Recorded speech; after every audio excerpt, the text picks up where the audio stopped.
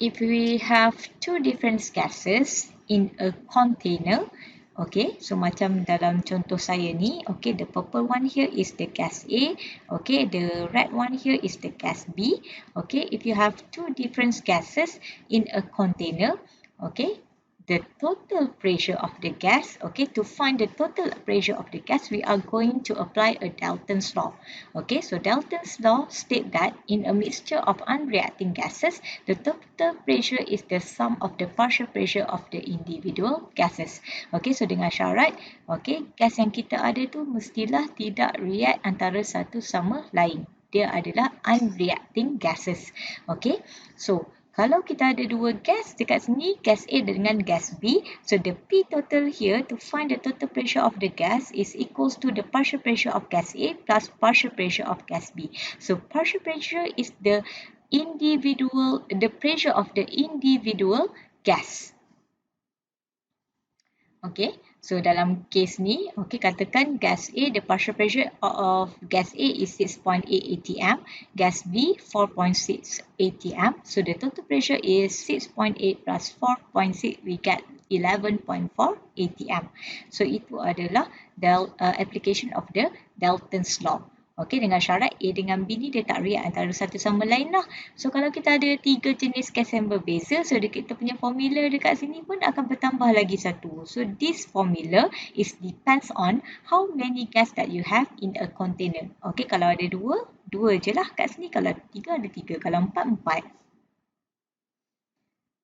By using Dalton's law, we also could determine the composition of gases, okay, by using the mole ratio, okay, which is the mole fraction lah. Okay, kalau ingat lagi in chapter 1 to find the mole fraction, okay, so for example here we have the mole fraction of gas A is equals to the number of mole of gas A over the total number of mole. So kalau macam kita relate kepada soalan tadi, kita ada gas A dengan gas B. So the N total here will be number of mole of gas A plus number of mole of gas B lah. Okay.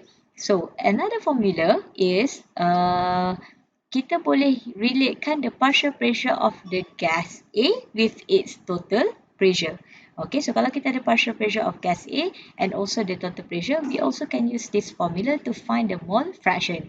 Or, if you have the volume of gas A and also the total volume, you could apply this formula to find the mole fraction of that gas that you have lah. Okay, kalau A, volume of A dekat sini, mole fraction of A lah yang you dapat.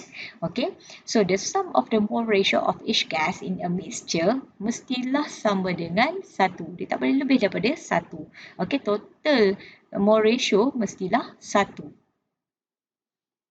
Let's have a look at example, okay, that use the mole fraction. Okay, so we have three different gases, helium, oxygen and nitrogen. Okay, and then dia kata a tank of ceramics has a total pressure. So we have the total pressure 204 atm, the partial pressure of helium 143 atm, and then diminta the fraction of helium in the mixture. Okay, so kita labelkan dulu. So 204 is the P total. Okay, the partial pressure of helium, so P helium. Okay, and then the question asks you to find the mole fraction of helium. Okay, so since dekat sini kita dah ada partial pressure, kita dah ada P total, so we will use this formula, okay, to find the mole fraction of helium. So the formula will be, alright, so the mole fraction of helium is equals to the partial pressure of helium divided by the total pressure. Okay, janganlah guna SAPA lagi. So A tu adalah untuk gas A sebagai contoh. So kalau kita ada helium, gantikan A kepada helium lah. Okay, so 143 atm, okay, divided by the total pressure to 04 atm, and then you will get the answer 0.701.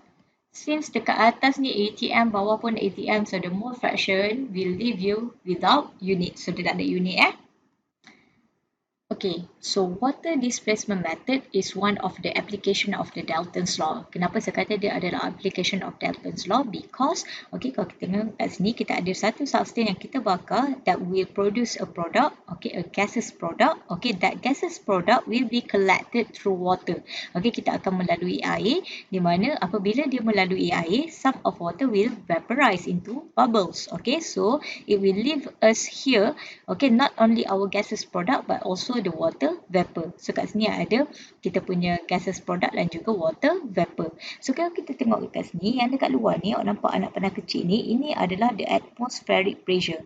Okay, so kalau kita tengok, okay, the atmospheric pressure, pressure dia lagi tinggi daripada the total pressure. Sebab total pressure tu menyebabkan level air duduk kat atas ni. Okay, the atmospheric pressure ni lebih tinggi daripada the total pressure. Okay, selepas kita dah habis collect our product, okay, we will make the total pressure equals to the atmospheric pressure. Kita akan samakan level air dekat dalam ni. So, the total pressure adalah sama dengan the atmospheric pressure. Okay, so kalau dalam soalan mention the atmospheric pressure berapa, sebenarnya that atmospheric pressure adalah the total pressure. So, to find the total pressure, okay, the total pressure is actually equals to the pressure of the gas that we collect and also the pressure of the water. Okay, sebab since dekat sini kita collect sekali the water vapor kan. Okay, so now kita tengok pula contoh soalan. So we have the acetylene C2H2 produced in the laboratory when the calcium carbide, okay, CaC2, reacts with water. For a sample of acetylene collected over water, so kita collect the acetylene over water, the total pressure, total gas pressure is 738 torr and the volume, okay, 523 milliliter at the temperature of the gas 23 degrees Celsius. Okay, so the vapor pressure of water is 21 torr.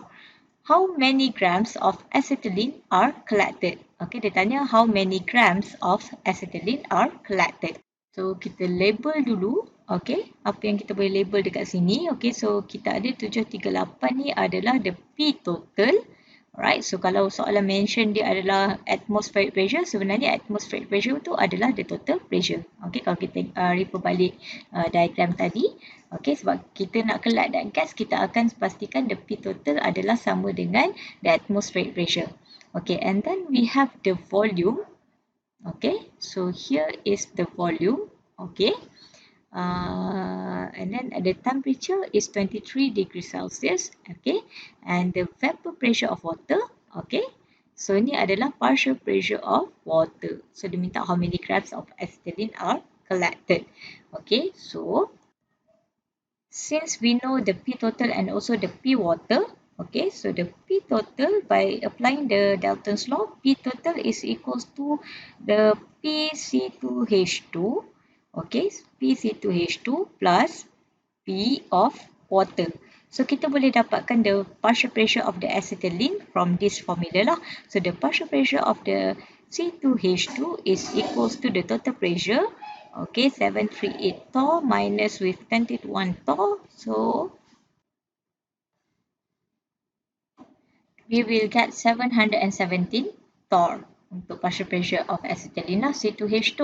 Okay, so since soalan minta grams, grams ni adalah mass of C2H2, okay, collected. So nak cari mass perlukan mol, ataupun kalau tak nak kira mol pun, okay, so kita assume dulu, okay, assume C2H2 is an ideal gas. Kita assume dia sebab kita nak gunakan PV is equal to nRT kan. Okay, so kita akan kata partial pressure of C2H2 is equals to the number of mole of C2H2 RT over V. Okay, so V dah ada, R constant, temperature pun dah mention. So kita dah dapat partial pressure of C2H2, we will find the number of mole of C2H2 by using this formula. Ataupun kalau tak nak guna formula ni, okay, kita convert siap-siap. The number of mole is equals to mass over molar mass. Okay, so boleh terus dapatkan mass dia sebab kita tahu molar mass of C2H2 berapa.